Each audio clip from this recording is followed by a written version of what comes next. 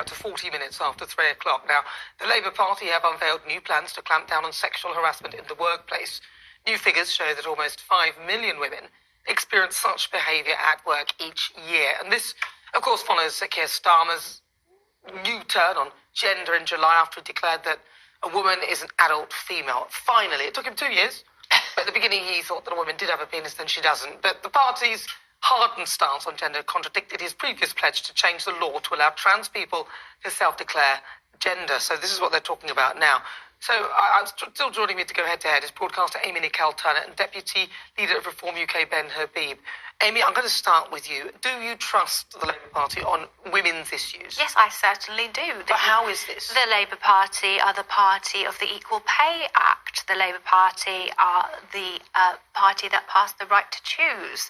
The Labour Party are the architects of the Equality Act. Which Labour Party? The Labour Party you can trust on women's issues.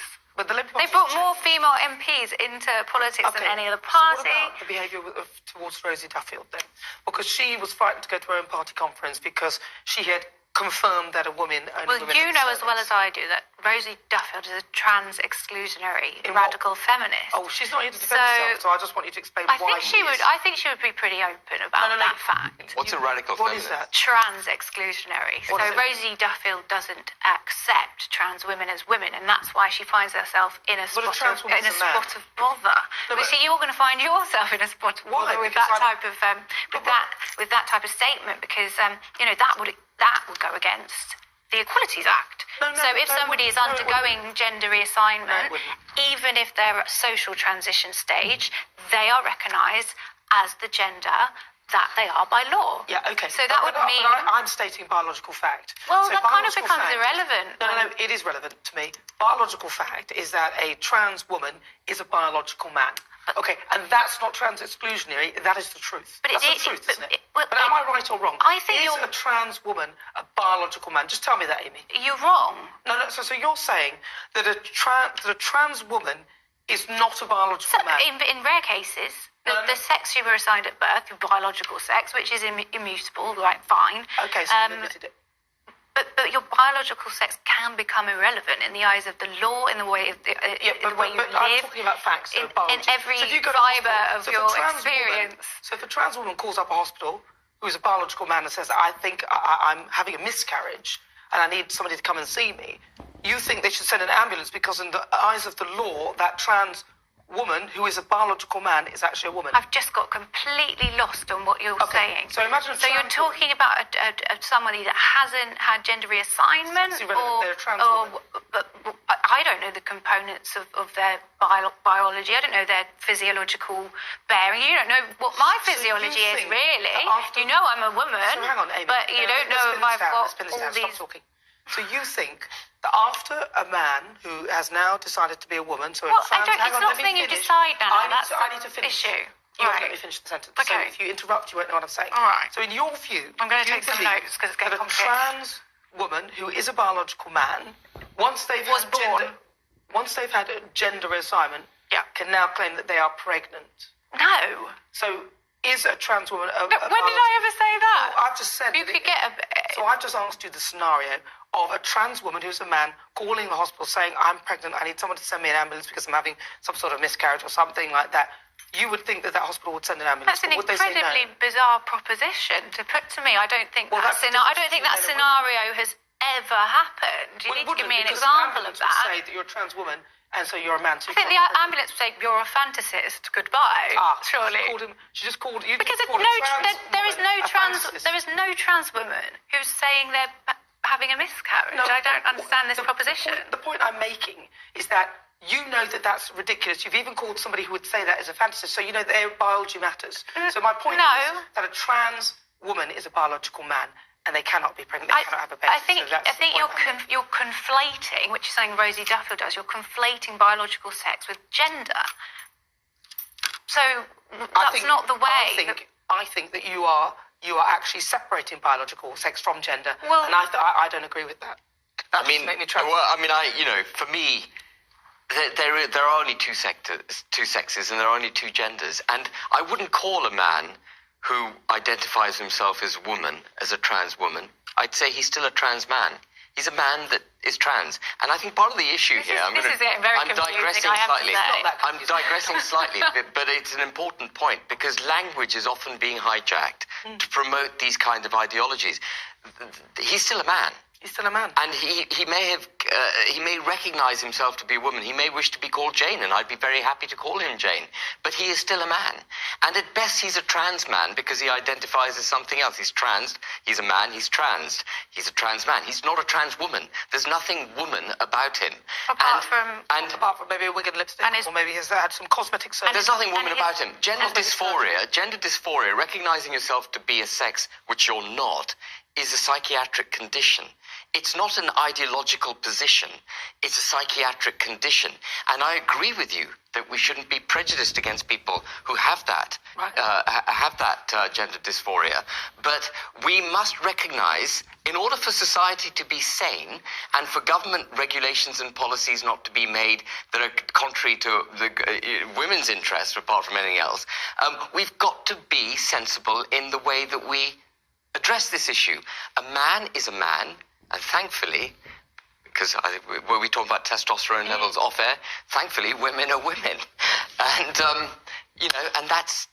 I think there's this whole reductive way of speaking about women's rights, women's issues, as if they boil down to who isn't allowed in the toilet cubicle, is where we're going wrong. We need to talk about women's issues, medical misogyny, unaffordable childcare, a failure to tackle violence against women and girls. But if you can't define a woman, focusing on this nonsense issue that affects 0.05%?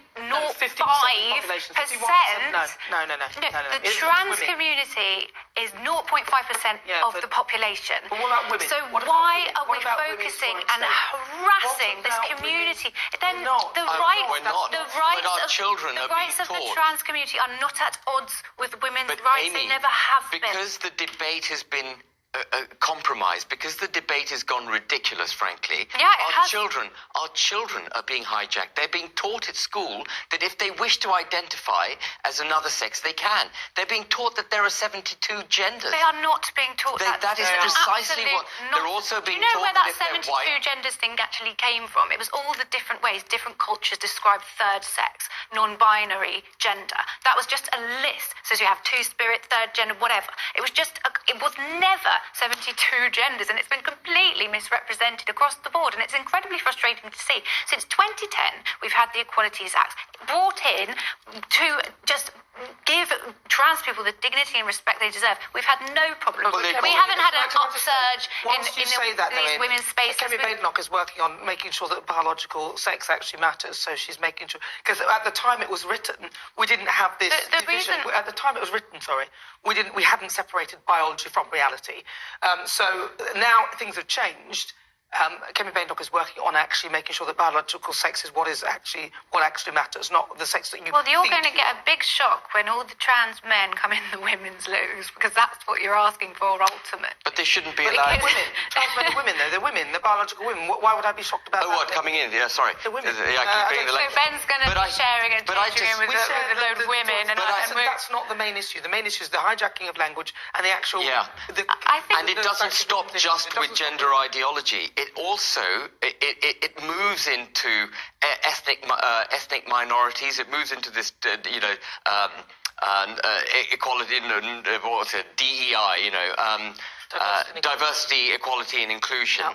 And our children, and I wanted to focus on the children. Our children are being taught a whole plethora of ridiculous ideological nonsense, such as, for example, if you're white and you don't recognise you've got a privilege, you're unconsciously racist.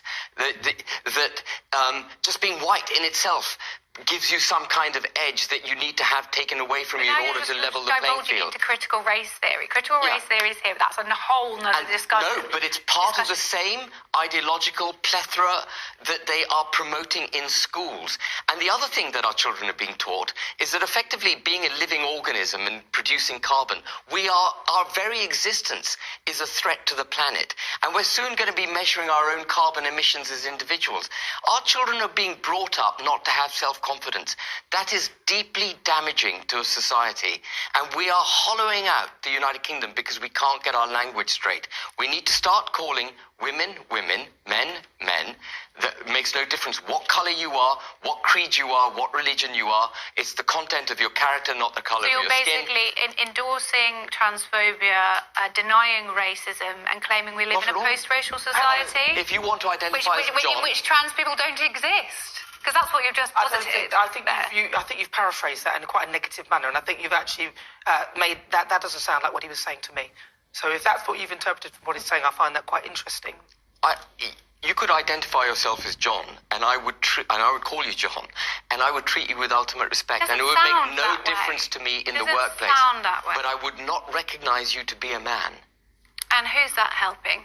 I've been around people who have been routinely misgendered, and I've seen the damage it can do, and that is what contributes to this horrendous self-esteem. Hang on, Amy, you said you've been misgendered. I've been around people who have been misgendered. So somebody's pointed out a reality, so broken the illusion. Can you not see?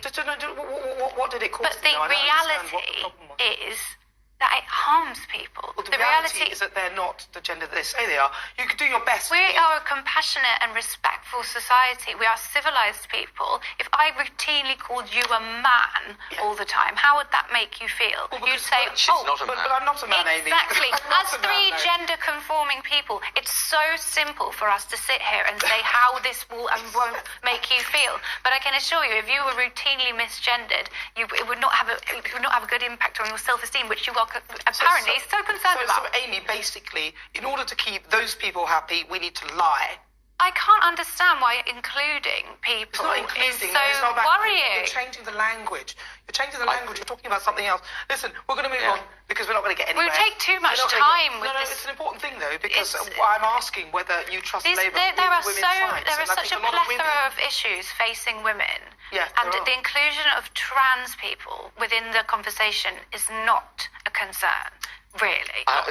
It's the broader tell me ideological implication. I want a real-world example of when it's actually impacted you, because I don't believe there is Amy, one. stop it right there.